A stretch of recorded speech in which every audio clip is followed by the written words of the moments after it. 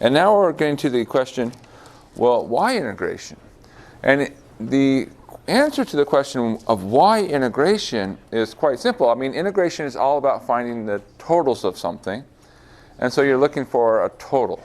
Now, last time we did some applications. We talked about the geometrical sides of things, like area and volume. And then we said, oh, we could do surface area, which is like area with extra bumps.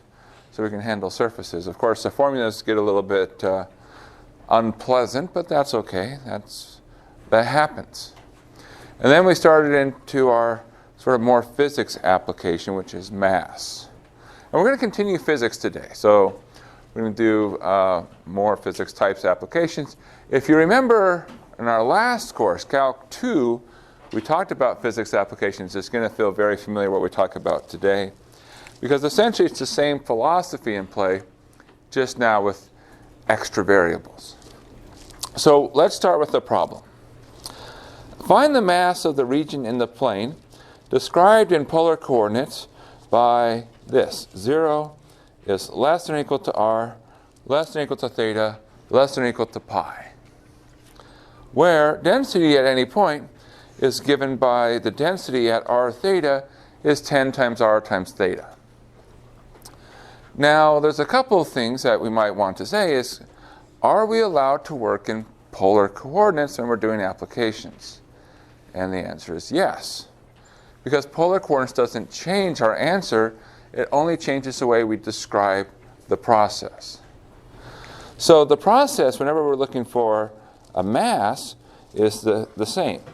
In this case, it's a two-dimensional setting.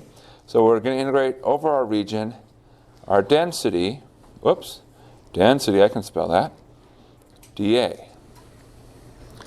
So that doesn't change. That's the same formula for mass as we always have. Okay, well, given that that's what we're after, we just have to say, okay, there's a couple things. Our density, that's 10r theta. Our dA, well, we're in polar, that's r dr d theta. And now we have to say, what's our region? Well, we actually know a couple of things about our region. We have this string of inequalities. So we have that r goes between 0 and theta. Well, r equals 0, that's always easy to draw.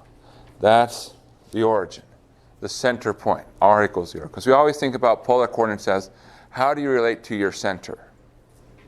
So if you're at r equals 0, that says you don't move out.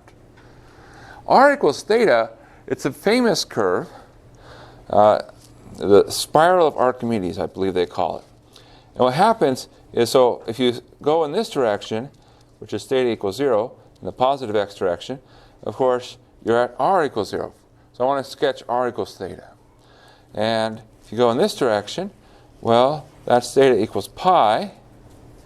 And that means that you've moved out, so that r equals pi. So as you move in the sort of counterclockwise direction here, from theta equals 0 to theta equals pi, you slowly move out so that you have some shape that looks roughly like that. Now, you might say, why did you stop at pi? Well, because I want theta to be at most pi. Now, where do I start? Well, the answer is the smallest theta could be is 0. So my region is this shape right here, which is as regions go, that's not so bad. And the way do we describe it? Well, r goes between 0 and theta, and then theta itself, theta goes between 0 and pi. So that's our region.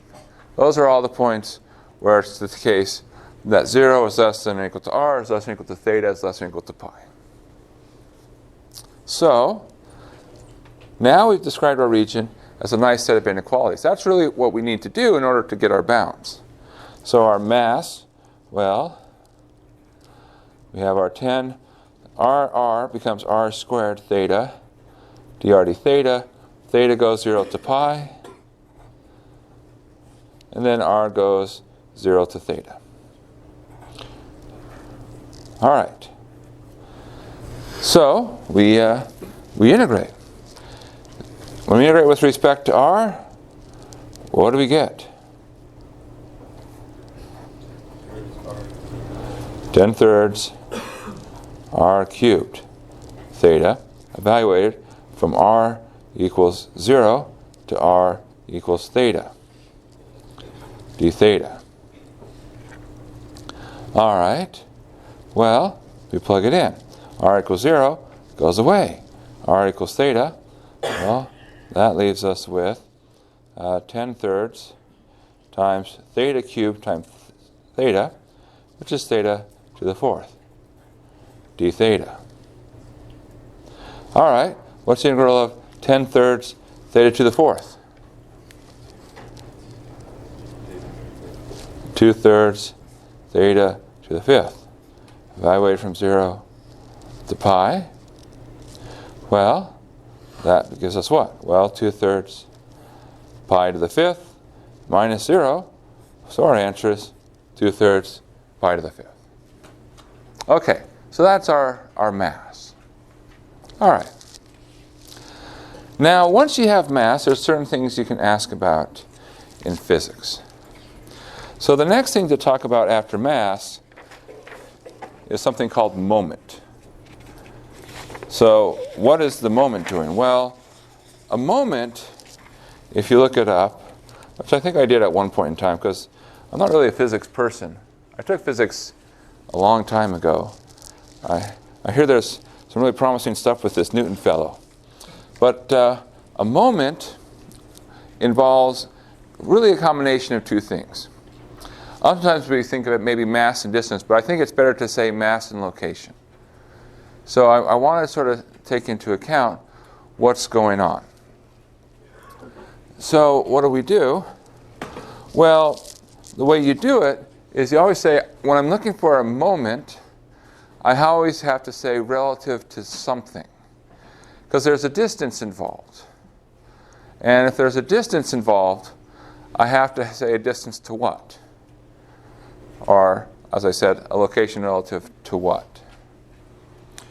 So what we do is we say, all right, say we're in the plane, the xy plane.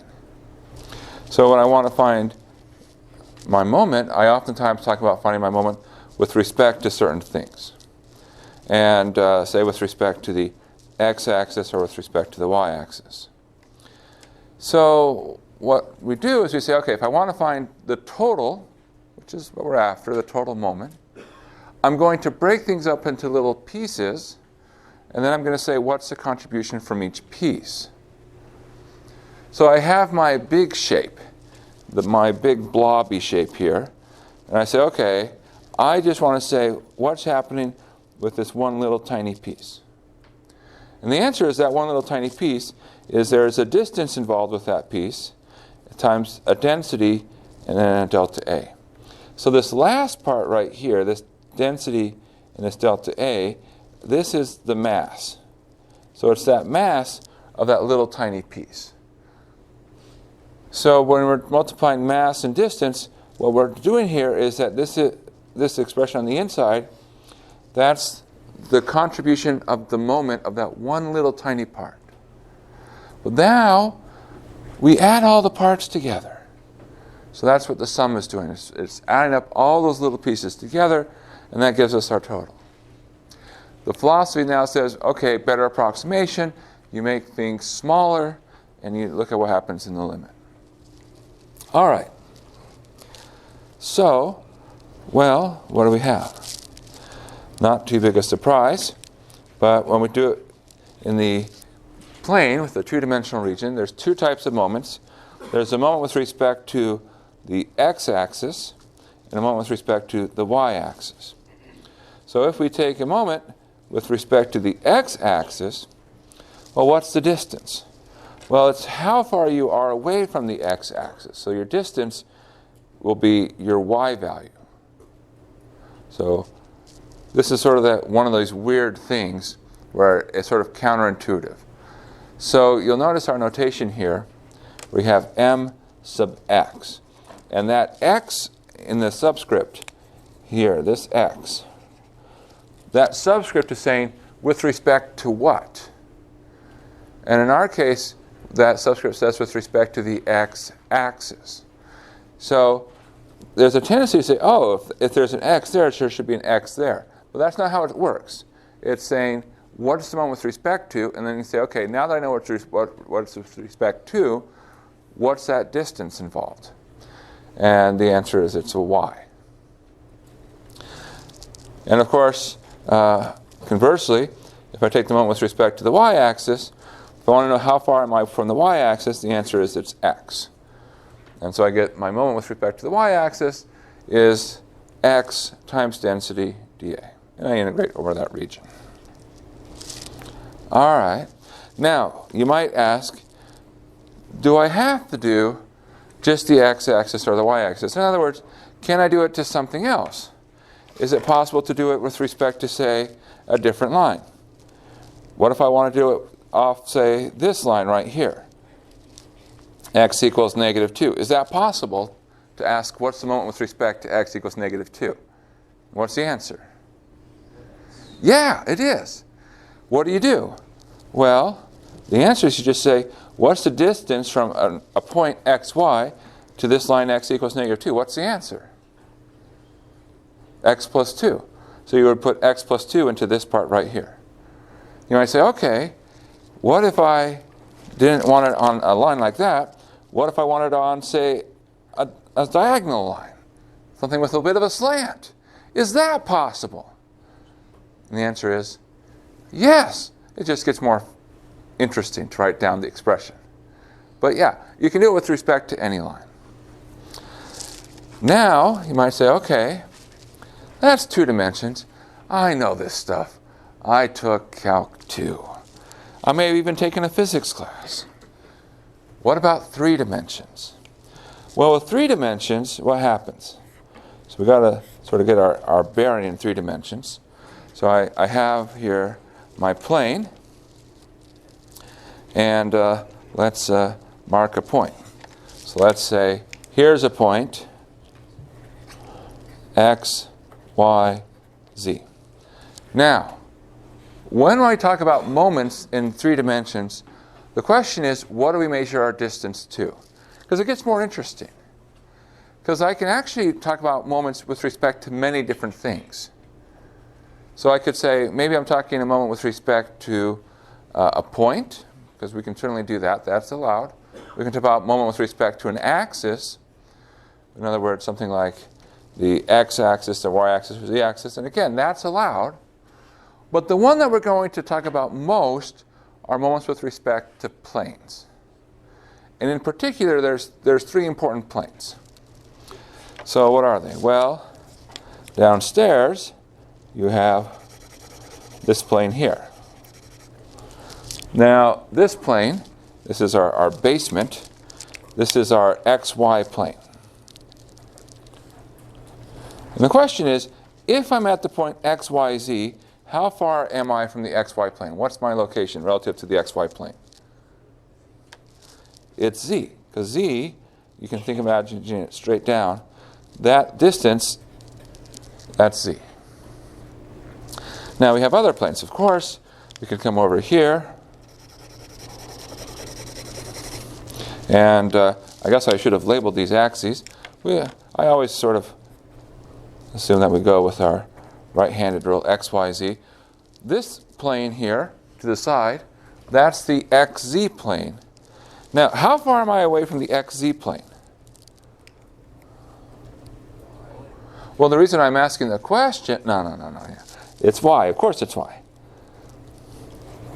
So my distance to the xz plane is y. You'll notice there's sort of something convenient here. When I want xy plane, the distance is z. When I want the xz plane, the distance is y. Well, there's a pattern. I think you're going to be able to sort of guess where we're going here. Suppose we look at this last plane. Which plane is this? It's the yz plane. Okay, what's the distance to the yz plane? The distance is x. So I can come back here and that distance is x.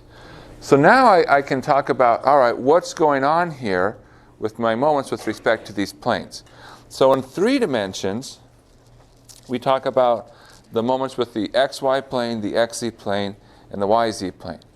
But once you understand what's happening, it really just sort of pops out. So let's just take a look at the first one.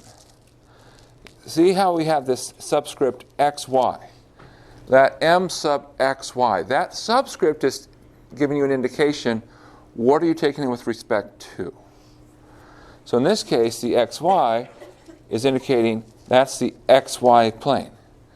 And now, once you know what you're taking the moment with respect to, all you have to figure out is how far am I, if I'm at an arbitrary point in space, x, y, and z, how far am I from that plane? All right, so the distance to the xy plane is z. All right, so we can find moments. Now you might want to say, okay, well why would we want to find moments? Is there anything useful we can extract from that? And the good news is that, yeah, there's a wonderful thing we can extract from that. So there's something called the center of mass. Now, what is it? Well, the center of mass, it's essentially, you can think of it as the point where everything balances. So you can imagine you have some sort of strange object and you're looking for that point. So here's some strange object. You're looking for a point where you put your finger underneath that point and the object just balances. If you moved it, it would fall over, but no, you're at that balancing point. Now, there's a nicer way to think about center of mass as far as the formula goes, which is to think of things in terms as a weighted average. So what does that mean? Well, what we want to do is we want to say, where's our mass located on average? So we're going to do a really simple example to sort of illustrate the idea. So suppose here I have 3 weights. A weight 3 is located at position 0. A weight of 2 is located at position 4. And a weight of 9 is located at position 10. And the question is, what's the average of where the mass is located? Now you might want to say, okay, do I average the locations? Well, if you average 0 and 4 and 10, that would be like 14/3. But the thing is that there's a lot more mass at 10, so you should be biased towards 10. So how do we do it? Well, let's change sort of our setting. So let's suppose that we don't think of these as mass. Let's think of these as something you might be a little bit more familiar with. Suppose we think of these as quizzes. And now we had 3 people who didn't study for their quiz. They got a score of 0. 2 of them, they did a little bit of studying, but oops, they didn't study the right problems. So they got a score of 4. And then we have 9 students. They're good students. They come to help hours. They do well. They got a score of 10. So what happened is we have 14 people, 3 plus 2 plus 9, and suppose I wanted to find their average score. Well, what I could do is I could add up their individual score. I could add 0 up 3 times, I would add 4 twice, and I'd add 10 9 times, and then I would divide by the total number of people who took the test. So in other words, I'm averaging their scores. If you think about what the process is, I'm taking 3 times 0, so it's number of quizzes, or if you will, the mass, at 0. 2 times 4, again, it's number of quizzes, and the score. So quizzes, think of that as mass, score, think of that as location, and 9 times 10. Then I divide it by how many there were total, and I get 98 over 14, which is 7, which says that on average is 7, which is right there. So if you can think of it this way, is I'm saying, all right, I'm going to take my object and I'm going to say, where's my mass on average? And I always want to be biased, because I want to be biased wherever there's a large amount of mass, that should be more biased to be close to that. And where there's a little bit of mass, I shouldn't worry so much about that. And so that's what's happened when you take this average. All right, so now let's go to our basic formula and say, suppose I wanted to know what's happening to find my center of mass. I'm just going to focus here on the x-coordinate for a two-dimensional region. Once we have that, then we'll see that there's a nice thing that pops out. So to find my average, I need to find my total mass first. And that's what's happening in the denominator. So I'm going to divide by the total mass. And how do you get the total mass? Well, you break up into little pieces, and you add what's the product of density times area. So downstairs here, this is your mass of a little tiny piece. So that's the 3 plus 2 plus 9. And upstairs, what do you have? Well, again, it's that mass at that little tiny piece times your location or your distance. And now we see, okay, so what we're doing is we are weighing every x-coordinate depending upon how much mass is there. And now we're taking the average of it. And what happens in the limit? Well, in the limit, the sums become integrals. So downstairs we have the integral of our region, our density, xy dA. And upstairs we have over the integral of our region of x times our density of xy dA. But the nice thing is that the upstairs integral, this is a moment. So that moments can help us find our center of mass. So we take a moment and we divide it by our mass. And that helps us find where the center of mass is, at least in one direction, our x bar. So for 2D, we have the following formula. That the center of mass, the location, which we denote x bar and y bar, oftentimes you'll see bars denoted to indicate averages for some reason. You take the moment with respect to y, divided by m, that gives you your x coordinate, and the moment with respect to x divided by m, that gives you your y coordinate. Now remember that the moment with respect to y, that's what you see down here. It's not because the y shows up in the formula, but that y indicates where are you doing it in relationship to. So if you're doing it with respect to the y-axis, then your location is x. And so we're averaging the x's when we do the moment with respect to y. Similarly, when you do it with respect to x, you're averaging the y's. Now that's 2 dimensions. What happens in 3 dimensions? Well, it won't surprise you, the same thing. So if I want to find my x bar, y bar, z bar in 3 dimensions, I can simply just say, all right, what are my averages? And I do it with respect to the moment, with respect to planes. Because I need to have my average, essentially, of the x-coordinate. Well, that says my distance needs to be x, which says I want to look at the moment of the yz plane. So that's why you see that moment with respect to yz. And then you divide it by your mass. And similarly for the other terms. Essentially, if you think about what you need is what's missing. So in your subscript here, well, there's no x. Well, that means that's going to be your distance, and so that's helping you find the average of x.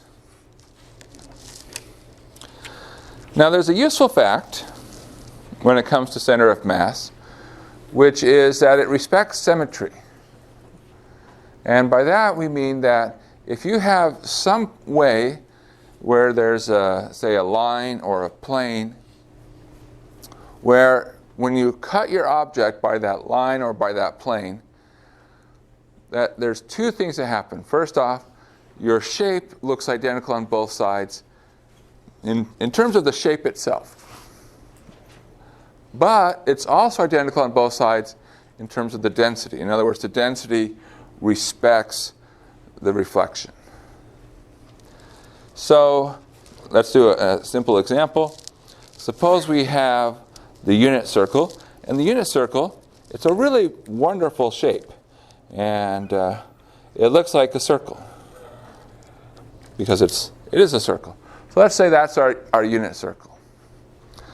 Now, the thing about the unit circle is there's a ton of symmetry built in. Because any line which passes through the origin, you can flip it. So there's all this symmetry built in. So at this point you're like, okay, this thing has ridiculous quantities of symmetry. But it's not just that our shape is unit circle, it's a shape that has a density associated with it. And our density is 1 plus x. Now let's think about what that means. So here we should say that it's a unit circle, so it's in the plane. So we should add our coordinates. And now we think about, okay, what's happening with our density? Well, where should it be very dense and where should it be very sort of sparse, for lack of a better word? All right, so let's start with, where would it be dense?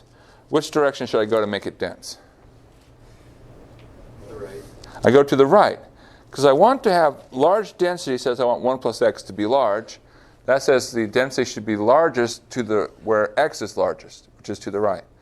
Where would I want to go if I want density to be sparse? To the left, because I'd want 1 plus x to be small. So what we see is it's not very dense on that side, but that as we start moving over to here, it starts getting very dense. Okay? So there's sort of a sketch of our density. So it's more dense as we move from left to right. Now we can look at some of these lines that we sketched and ask if there's symmetry. So for example, here, this line, is there symmetry across there? Of the shape, yes, but of density, no. Which means that we cannot say that that's a line of symmetry for this part. Is there a line of symmetry? Yes, where is it? The x-axis. So this axis here, this is a line of symmetry. Why? Well, if you put something here, you can see it reflects across the x-axis, which is good, but also the density respects the x-axis, by which we mean the following.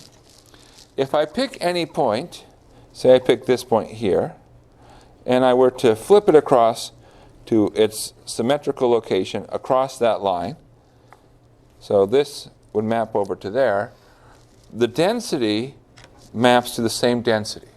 So that's what I mean by saying that density is symmetric, is if you flip across that dividing line, or if you go up higher, that dividing plane, the density is respected, that flip.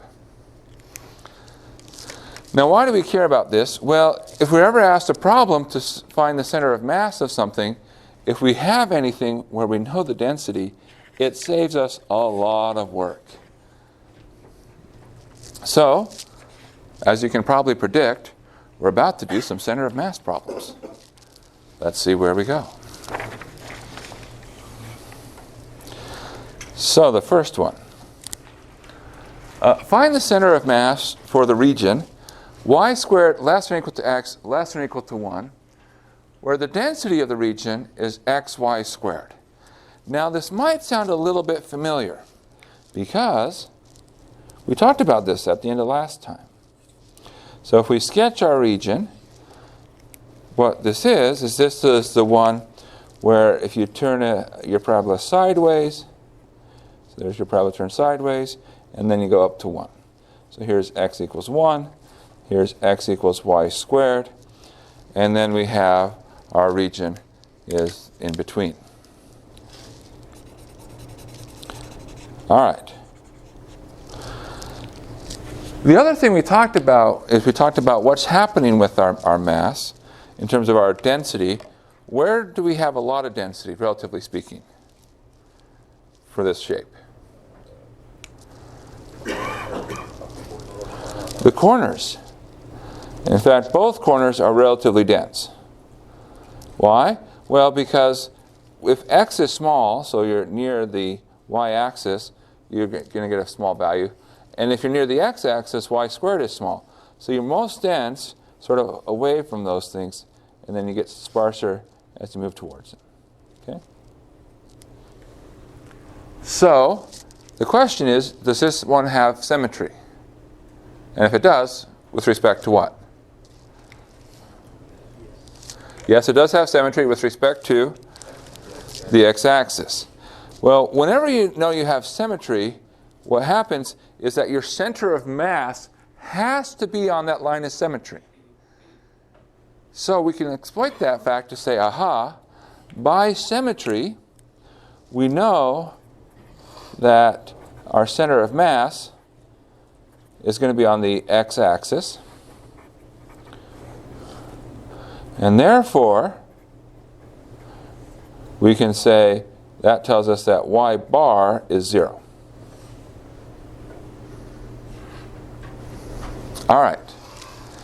Now, from last time, and we'll skip this part of the computation because we've already done it once, we know that the mass for this region is 21/4. This is done last time. So what's left for us to find if we want to find the center of mass? We need to find x bar. We have m, so what do we need to do to find x bar? 4 over 21. Oh, is it 4 over 21? Well, I got the numbers right. Thanks for checking. We would have gone to the end and like, what? Our center is way out in space? Okay. 4 over 21. Okay. So we need to find what? X bar, which we need to find. And for that we need to find what? My. So to find x bar, we're going to need my. And remember, that's the integral over our region of our x density dA. Okay. Well, let us figure that out. Okay, so, well, we don't need to spend too much time. Integral. If I take x times density, that's x squared, y squared. And I think we did it dx dy, y going from -1 to +1, and x going from y squared to 1. Again, the bounds haven't changed since last time because our region hasn't changed. It's the same region. So, integrate with respect to x. What do we get?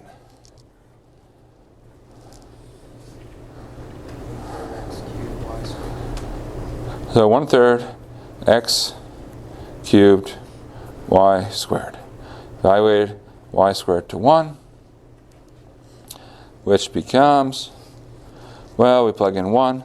That's 1/3 x cubed. And then we're going to subtract, I'm plugging in x equals 1. That's why you always put in what x equals. So it's not 1/3 x cubed, it's 1/3 y squared. And I should have forgotten. Notation is important. I keep saying that. I need to practice what I preach. All right, 1/3 y squared. And now, plug in x equals y squared. Y squared cubed.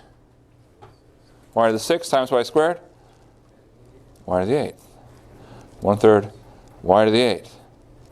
dy. Well, all right. What's the integral of 1/3 y squared?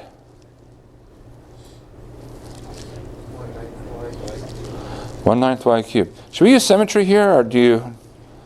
Yeah, well, let's not use symmetry. All right. 1/9 y cubed. And then this one? Integral of y to the 8th? Yeah, 1 over 27 y to the 9th. And we're going to evaluate that from -1 to +1. So if you plug in +1, you get 1 over 9 minus 1 over 27. If you plug in -1, it's actually very similar, except now it's minus -1 over 9, and it's going to be plus 1 over 27. Well, common denominator would be 27. So we'd get here 3 over 27 minus 1 over 27. Then minus makes a plus, another 1 over 9, which is another 3 over 27. And then minus 1 over 27, which gives us a grand total of, I believe, 4 27ths. Now, remember, this is not our x bar. It's the moment. Well, what we need to do is to get x bar is we need that moment, and we need to divide it by our mass. And so we get that x bar is equal to 4 over 27 divided by 4 over 21. Well, that becomes 21 over 27, because I can take the 4 over 21 and move it up. Now, 21 over 27, do those have anything in common? Both are multiples of 3. So if you pull out a 3, we'll end up with 7 over 9. And therefore, our center of mass, our x bar, y bar, is equal to 7 over 9, comma 0. Now, we should always check to see if our answer is reasonable. Now, what do we mean by reasonable? If we'd gone, say, some point way out here, which we would have done if nobody had corrected me with 21 over 4, that would have been very unreasonable. Because you can't have your center of mass be outside of your shape.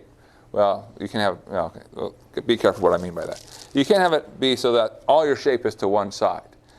So it is somewhere in our region, which is a reasonable thing to do. But also notice that where is it biased towards? It's biased towards 1. 7/9 is not that far off from 1. And where's our mass going to be mostly located? Well, most of our mass is located near 1, because that's where our more dense parts are. And so we should have our center of mass be located closer to 1, so that at least it's a reasonable answer.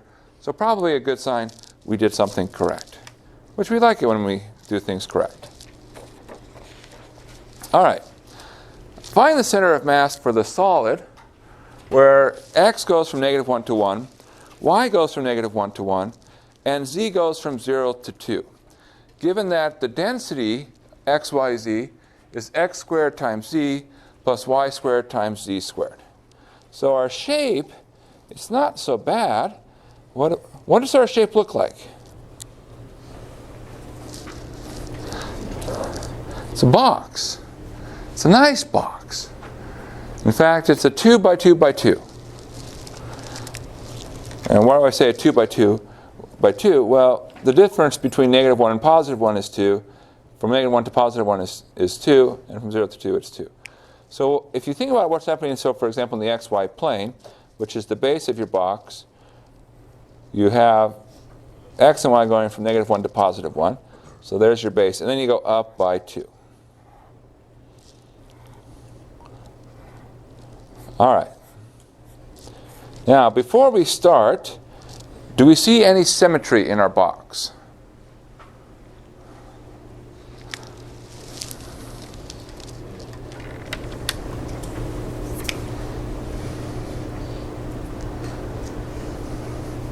If not, we have a lot of work ahead of us.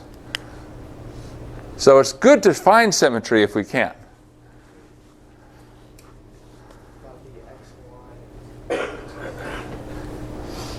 Well, the xy what? Like one's on the x-axis, one's on the y. Okay, so if we look on, well, so slicing with respect, so when you talk about with respect to the x-axis, I think it means slicing like this way. Yes? Now, what is this? Well, sorry, this is the xz plane. I went in the wrong order. But okay, that's the xz plane. So I'm slicing, and basically I'm saying, let's look on both sides of y. Now the question is our shape symmetrical about here? Yes. Is the density symmetrical? So what you can think of is if I'm slicing, well, this is where y equals 0. So the symmetry would be, well, on one side it's positive y, and on the other side it's negative y. Do I get the same thing if I plug in a positive y versus a negative y? If the answer is yes, then that's symmetry, because I'm flipping across that plane. So if I plug in a positive y versus a negative y, does it change my density? It does not change my density, which is a good thing, because it sounds like no, sounds like a bad news. This is great news.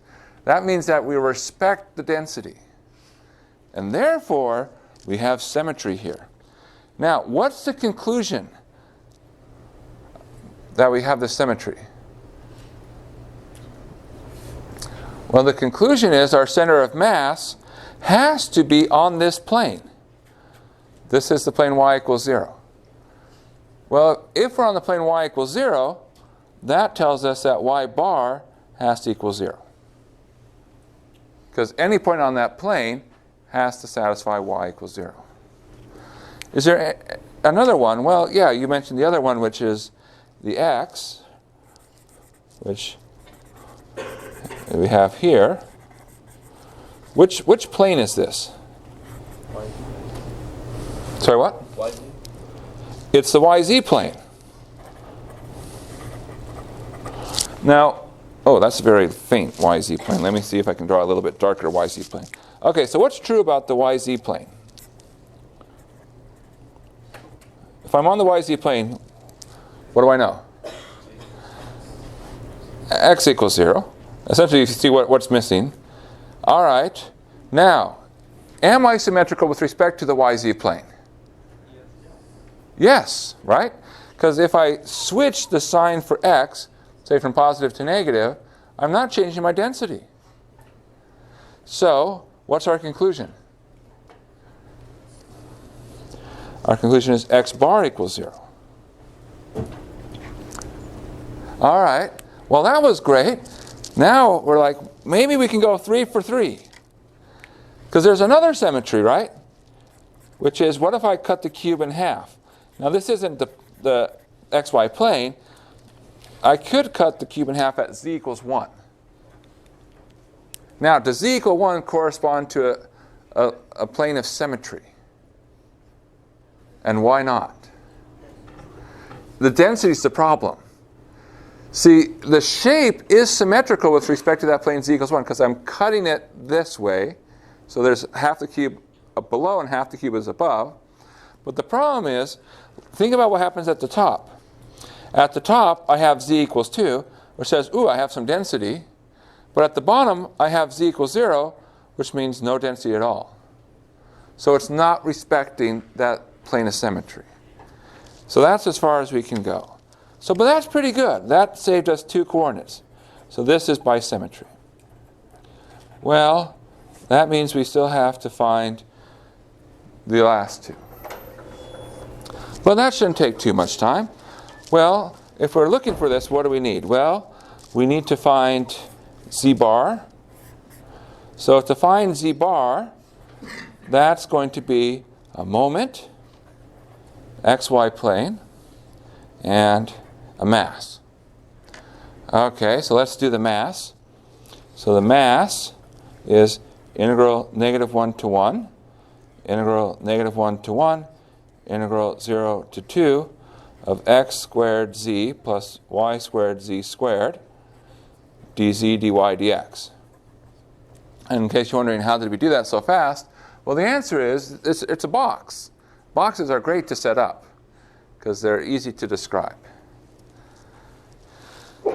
Now, what can we do? Well, probably the fastest thing to do, and I'm guessing we should probably move a little bit because we still have one more idea after this problem, is to say, hey, I respect addition. So I can break this up as x squared z dz dy dx plus similar integral -1 to 1, -1 to 1, 0 to 2 of y squared z squared dz dy dx. And now, what happens here? Well, the answer is we can pull this one apart. So it's -1 to 1 of x squared dx, integral -1 to 1 dy, integral 0 to 2 of z dz. And over here, -1 to 1 dx, -1 to 1 of y squared dy, integral 0 to 2 z squared dz. So this is one of the cases where once we separate, then we can really just sort of yoink, pull our integrals apart. And now we just do these integrals. And do you trust me to just write down what the integrals are? It's a dangerous thing to trust me, but all right. So this will be 2/3, the integral of x squared from -1 to 1. It's not so hard to see. It's 1/3 x cubed. You evaluate from -1 to 1. This one will be 2. This is a half z squared from 0 to 2, which would give us positive 2 when you evaluate. And then over here, you're going to get 2. Integral y squared is 2/3. Integral of z squared, that's 1/3 z cubed from 0 to 2. That leaves you with 8/3. So we get 2/3 times 2 times 2, which is 8/3. Then 2 times 2/3 times 8/3, which is 32/9. And if you add these together, well, you need to get a common denominator of 9. So that's 24/9 plus 32/9 makes 56/9. Okay, now I circled that, but of course that's not the z bar. That's our mass. Whoops, sorry, I'm off the bottom. Are we done? No. We got more to do, right? What else do you have to do? mxy. Okay, so how do you do mxy? Well, mxy is going to be what? Well, it's the similar integral. What's the only thing that changes? You multiply the inside by z. So it's going to become x squared, z squared, y squared, z cubed. But that's the only thing that changes, is you add an extra z. Which means you can come down here, and all you need to do is add an extra z. So -1 to 1 of x squared dx, -1 to 1 dy, 0 to 2, z squared now, -1 to 1 dx, -1 to 1 y squared dy, integral 0 to 2 z cubed. And at that point we say, okay, similar things happen. This is 2/3, this is still 2, but now this becomes 8/3 because it's z cubed divided by 3, 0 to 2. Here we get 2, here we get 2/3. And this one, well, this is something new, z to the 4th divided by 4, from 0 to 2. 2 to the 4th is 16, divided by 4 gives 4. So we get 2/3 times 2 times 2. So that would be, I just did this a second ago, that's 32/9. 2 times 2/3 times 4, well, that would be 16/3. And of course, we want to add those together, so we get a common denominator, 32/9 plus 48/9. And if we add those up, we get a grand total of 80/9. Now, that's not our center of mass, but it is our m of x, y. So, we're now ready to say, what is z bar? Z bar is 80/9. Divide that by 56/9. So that the 9's cancel. So that becomes 80 divided by 56. Now, do these have anything in common? 2. They have a 2? Okay, that's 40/28. Do those have anything in common? 2. Okay, that's 20/14. Does those have anything in common? 2. That's 10/7. Do those have anything in common? No. Okay, so that's as far as we go. So center mass 0, 0, 10/7. Now, is this reasonable? Whoop. Well, yes, because 10/7 is between 0 and 2, so that's a good sign. And it's also biased towards the top. All right? So that's a reasonable answer. Now we can go back to our first example here. So this one was about mass, but could we ask the question about center of mass? Now the answer is, of course, we can always ask it, but we might say, well, are we going to run into troubles? Well, what's our possible trouble? Our possible trouble is that everything here is defined in terms of polar. So how do we go about finding our center of mass? Because our center of mass has things like x and y. And the answer is, well, let's suppose I want to find our x bar. I don't know. Let's say our center of mass, my guess is it's somewhere here-ish. Suppose I was trying to find the x bar for my center of mass. Well, I've got the mass, so I have to find the moment. So I'd have to find, say, the moment with respect to y. And the moment we always write as our generic formula. It's a distance times our density times a piece. And in 2 dimensions it's dA, in 3 dimensions dV. So if I was finding the m sub y, our distance would be x. And again, you can think of distance as location because we do allow it to be negative. It's okay that these are negative.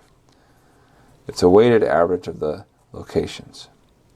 So what do? Well, the answer is, we say, ha ha ha, ha ha, we can convert x to r cosine theta. And therefore, what happens is we get an integral. 0 to pi, integral 0 to theta. And we still have the 10r squared theta, because remember we had that r d theta and the 10r theta. Now we multiply by another r, so you get 10r cubed times theta times cosine theta dr d theta equals ... something. Well, this would be not so bad. It's not an impossible integral to do. It's not a pleasant one to do, but it can be done. But the point here is that we can do a setup. And sometimes that's enough if we know how to set something up. Because really, at the end of the day, when you go out there into the big world, you'll be able to do the computations using machines, but you'll need to know what computations to do, and that's why we want to spend time working on our setting up. All right, so we know we can find things. So we can find center of mass, even if our region is in polar or in some other coordinate system. A foreshadowing of things to come. So the other thing to mention is what's called the second moment, which is inertia. And if you look up inertia, it'll say that inertia is a measure of the tendency of an object to stay in a current state. It doesn't want to change. It wants to keep doing what it's doing. But really for us, all we need to know is that inertia is the second moment, which means that we add a square. All right? So just the second refers to it too. Now you might be saying, ooh, is there a third moment? And the answer is yes. In fact, there's infinitely many moments. But usually we stop at the second moment because that's the one where the names more or less stop. So how does the formulas change? And the answer is they don't change by much. So if I have an object, so here's my object here in the plane. And now I can talk about, all right, what's the inertia of this object? Well, we do what we always do, which is we chop things up into little tiny pieces. So there's a little tiny piece. And I can talk about the inertia with respect to the x-axis. And there, my distance is y. So y squared times my density. I can talk about my inertia with respect to the y-axis. There, my distance is x. So the inertia with respect to y is x squared times my density. Again, my density is really, density dA is my mass. Distance squared times mass. There's one other thing that they sometimes do, which is inertia with respect to z. So you can think of z as being the origin. So you might also say this is inertia with respect to the origin. Now we talked about inertia with respect to lines. We talked about moments with respect to lines. But there's nothing special about lines. All we needed is something where we had a notion of distance. So we could have done moments with respect to points as well. So inertia, we do it with respect to a point, which is the origin. Now normally, when we have a distance, we have a square root. Challenging, annoying. But because of the square, see the distance squared becomes x squared plus y squared, which is nice. And in fact, you can do the following. See, you can distribute through. So you get x squared times density, y squared times density. And the x squared times density gives you inertia with respect to y. And the y squared times density, inertia with respect to x. So you have that nice relationship going on. So now, let's suppose we wanted to find inertia with respect to z. And what do we have? r is the portion of the unit circle in the first quadrant. So here we go. Here's the unit circle in the first quadrant. So here's 1, and here's 1. We're in the first quadrant. And let's see, can we shade it? Well, yeah, let's go ahead. We'll shade this. All right. And what do we want? Well, here is our region R. And what we want to do is we want to find the integral over R of x squared plus y squared, because that's our distance squared, times our density, which is x, times our dA. Now the question is, how do we do this? Well, we could leave things in terms of rectangular coordinates and work it out, but because of the fact that it's a quarter of a unit circle, that's very suggestive. It says, hey, how about we do the following? Let's switch to polar. All right, let's do the switch. Integral, and x squared plus y squared is r squared. X, r cosine theta. dA, r dr d theta. Where does theta go from? 0 to pi over 4. Where does r go from? 0 to 1. So, this is 0 to pi over 4, 0 to 1. R squared times r, that's r to the 4th, cosine theta, and then dr d theta. Now this is an integral where we can separate. So if you do the separation, that's the integral 0 to pi 4ths, cosine theta, d theta, integral 0 to 1, r to the 4th, dr. And this integral, sine theta, from 0 to pi over 4, and here, 1/5 r to the 5th, 0 to 1. And that integral, well, sine of pi fourths, root 2 over 2. Wait, why pi fourths? Pi halves. Pi halves. My gosh. All right. Sine of pi halves, 1. Nice. All right. Sine of 0, 0. And here, 1/5. And so our final answer is that our inertia is 1/5. Now, what do you do with that? Great question. Ask a physicist. And I'm a math person. I like to just get the number. Physicists would say, okay, now let's do something with it. And, well, all right. Next time, we're going to continue and looking at integration over more coordinate systems. And that's it for now. See you later. Bye.